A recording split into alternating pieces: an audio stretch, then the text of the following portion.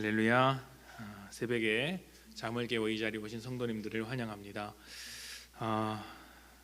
우리가 오늘부터 예수님의 그 십자가, 우리의 죄를 대신해서 달리신 그 십자가의 길을 기념하는 고난주간이 시작되었습니다. 매년 고난주간이 되면 다른 때보다 조금 더 경건하게, 조금 더 거룩하게 보내시려고 할 텐데요. 이번 고난주간도 하나님과 깊이 동행하시면서 예수님의 그 은혜, 그 십자가를 제대로 묵상하는 시간이 되기를 축복합니다. 그리고 우리가 기도했던 것처럼 이 5일간의 기도의 도전, 기도의 자리에 승리하셔서 하나님께도 영광을 돌리며 우리 삶에도 은혜가 넘치는 그런 축복이 여러분에게 넘치기를 소망합니다.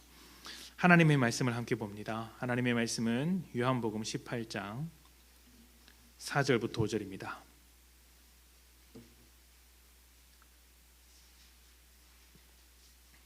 요한복음 18장 4절부터 5절 다 같이 봉독하겠습니다. 예수께서 그 당할 일을 다 아시고 나아가 이르시되 너희가 누구를 찾느냐 대답하되 나사렛 예수라 하거늘 이르시되 내가 그니라 하시니라. 그를 파는 유다도 그들과 함께 섰더라. 아멘. 오늘은 예수님께서 체포당하실 때 예수님 곁에 있었던 두 사람에 대한 이야기를 나눠보도록 하겠습니다. 바로 유다와 베드로입니다. 이 두 사람은 예수님의 제자로서 오랫동안 예수님과 함께 해왔던 사람입니다. 그런데 예수님께서 잡히시는 이 순간, 이제 십자가의 길로 들어가시는 이 본격적인 자리에서 이 두 사람은 제자라고 말할 수 없는 그런 모습으로 서 있습니다. 이제 하나씩 살펴볼 텐데 왜 이들은 예수님과 3년 이상 함께 했으면서도 제자다운 모습을 보여주지 못했는가? 제자라는 이름을 가지고 있으면서도 제자로 살지 못하게 했던 것이 무엇이었는지 그 원인을 살펴보고자 합니다. 그리고 또 그 원인이 우리에게 있어서 우리가 그리스도인으로서 살지 못하게 만드는 것은 아닌가 점검하며 기도할 때 우리의 기도로 인하여서 그런 모습들이 깨어지는 그런 귀한 은혜가 있기를 소망합니다.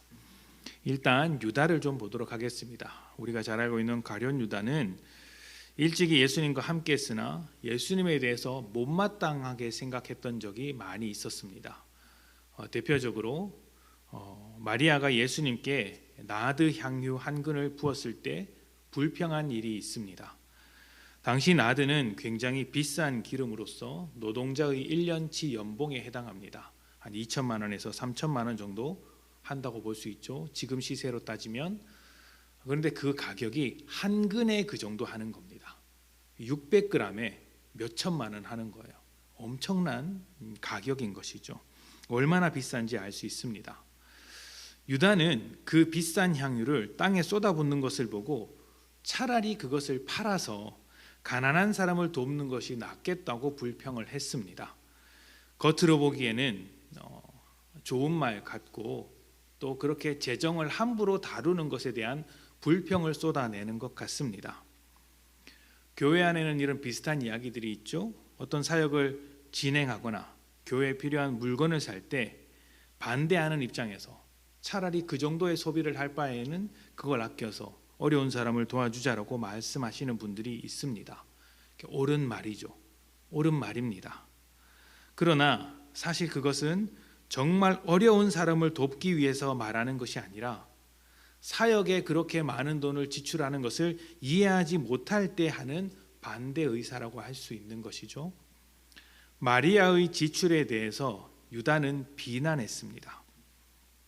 왜 비난했겠습니까? 그 의미를 알지 못했기 때문입니다. 예수님의 죽음을 기념하는 것으로 받으셨는데 유다는 그것을 몰랐던 거예요. 이 점이 중요합니다. 사역은 복음을 전하는 일이고 일을 하기 위해선 재정이 필요하죠. 그런데 복음을 전하는 일은 투자하고 그 투자에 대한 성과를 내는 것과는 좀 다릅니다. 그냥 쏟아붓기만 하는 경우도 꽤 많습니다. 근근히 유지만 하는 경우도 굉장히 많죠. 그렇게 되면 쏟아붓는 입장에서는 정말 답답하고 진이 빠지는데 왜 그렇게 지출을 많이 하냐고 따질 수가 있습니다. 그러나 적어도 교회의 지출, 사역의 지출은 결과 없는 곳에 쏟아부을 수 있다는 것을 기억해야 합니다. 그렇게 해서 씨를 뿌리는 것이기 때문입니다. 그 결실을 지금 내가 당장 볼 수 있는 것은 아니겠지만 또 하나님의 뜻과 계획에 따라 열리게 될 것이라서 내가 볼 수 없을지도 모르지만 그렇기 때문에 하나님의 사역에 지출하는 것은 전체적인 관점으로 봐야 한다는 것이죠. 교회 전체적인 관점, 하나님의 전체적인 관점으로 봐야 하고 때로는 쏟아붓기만 하는 것도 감수해야 한다라는 것입니다.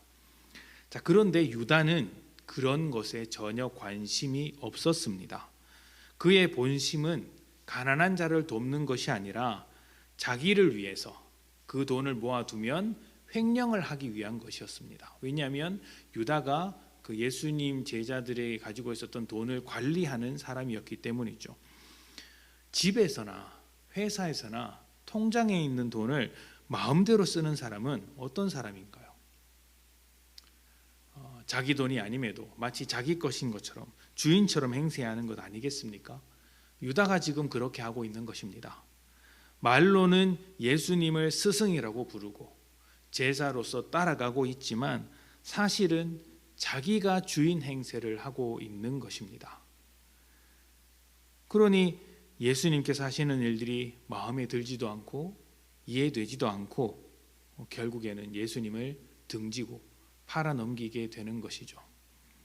이러한 유다의 거짓된 모습을 보여주는 한마디가 오늘 본문 5절에 있습니다.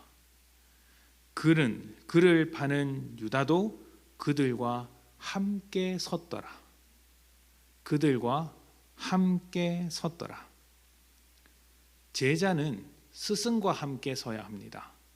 그런데 유다는 예수님 편에 함께 서 있는 것이 아니라 그들은 예수님을 잡으러 온 그들과 함께 서 있었습니다. 예수님을 반대하는 자리, 예수님을 굴복시키려고 하는 자리, 세상과 사단을 쫓는 자리에 유다가 서 있었던 것이죠. 지금 유다는 세상의 편에 서서 예수님을 반대하고 있는 것입니다. 제자라는 이름을 달고 있으면서도 세상의 편에 서 있다면 제자라고 할 수 없습니다. 이름만 제자일 뿐 아무것도 아니죠. 제자는 예수님이 계신 곳에 함께 서 있어야 합니다. 제자는 예수님의 편이 되어야 합니다. 우리의 믿음을 가만히 생각해 보십시오.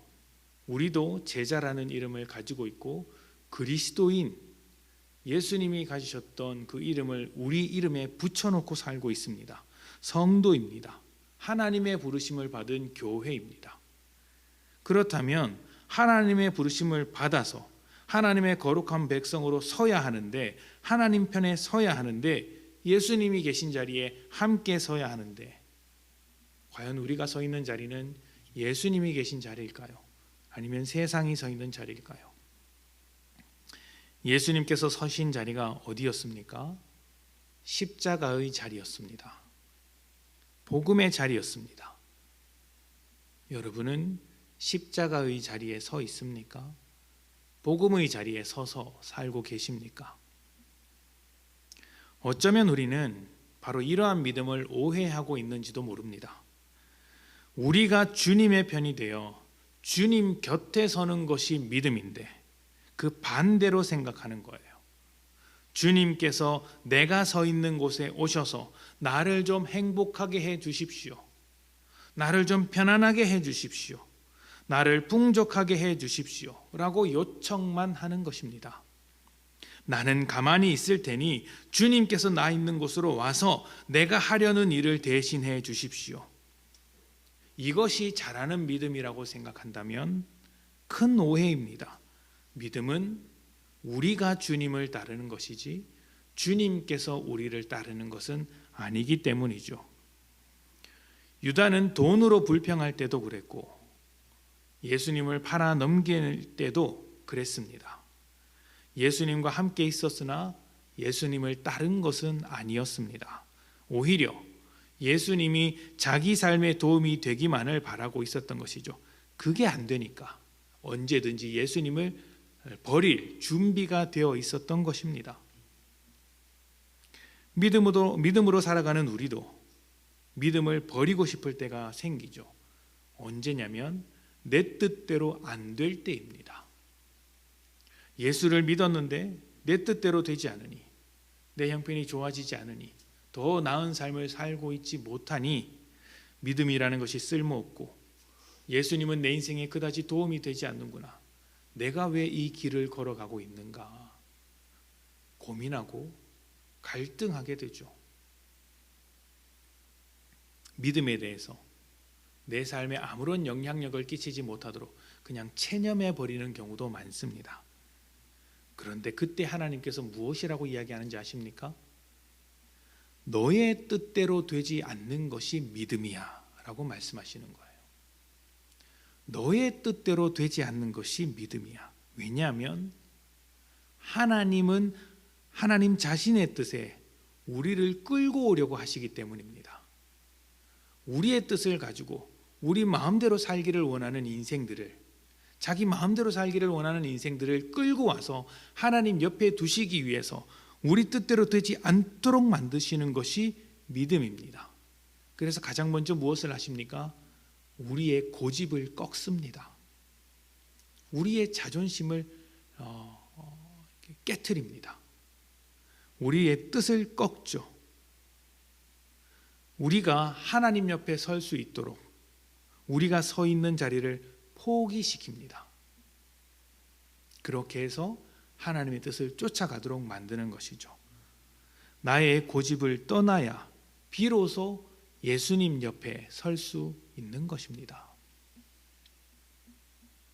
여러분은 어디에 계십니까? 베드로의 경우도 유다와 똑같습니다.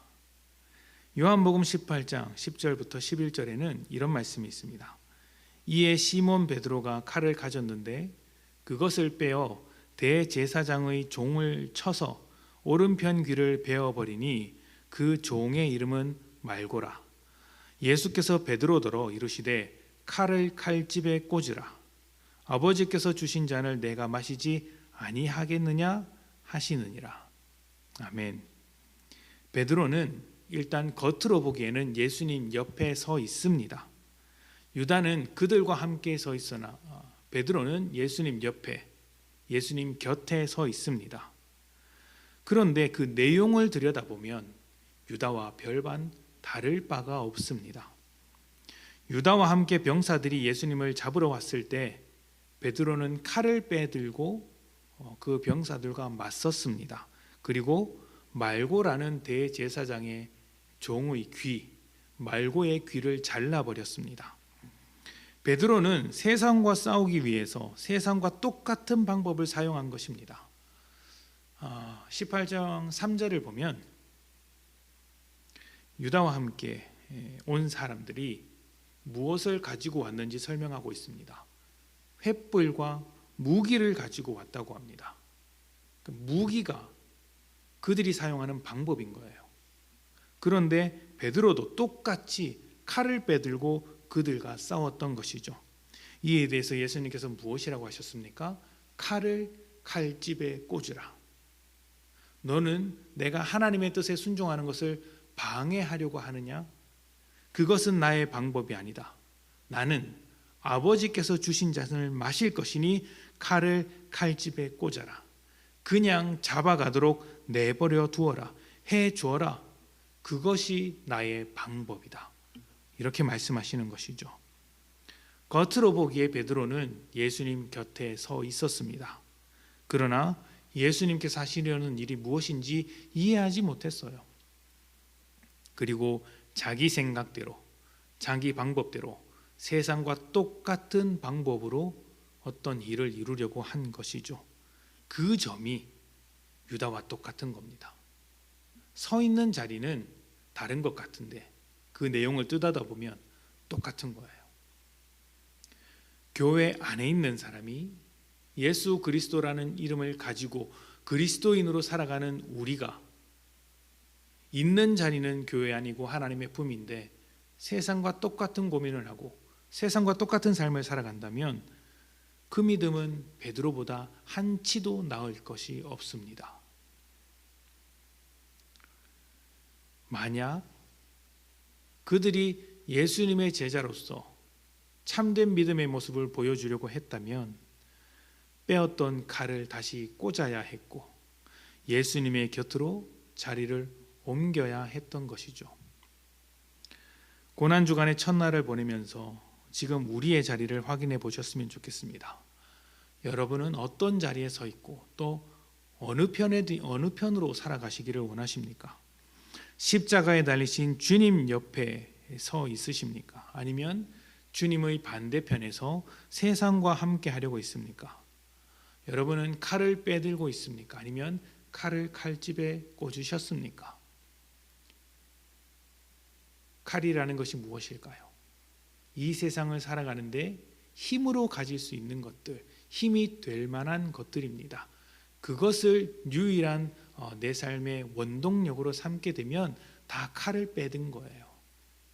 돈이 가득한 자리를 원하신다면 베드로의 칼과 똑같은 거예요.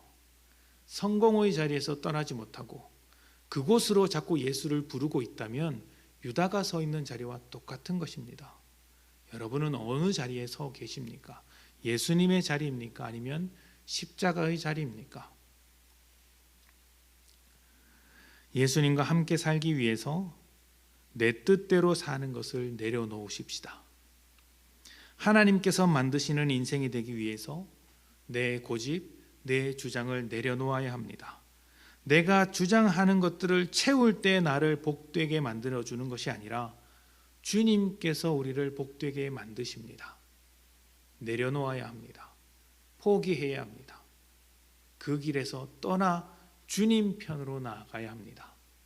주님의 자리에 함께 설 때 주님의 은혜가 우리 삶에 넘치게 될 것을 믿습니다. 여러분을 붙잡고 놓아주지 않는 모든 것으로부터 떠나십시오. 그리고 오늘부터 예수님의 편에 서서 예수님 곁에 서도록 합시다. 이 고난주간을 통해 주님의 편이 되어 인생을 새롭게 바꾸어가는 복된 여러분들이 되시기를 축복합니다. 우리 이 시간 주님 앞에 함께 기도합니다.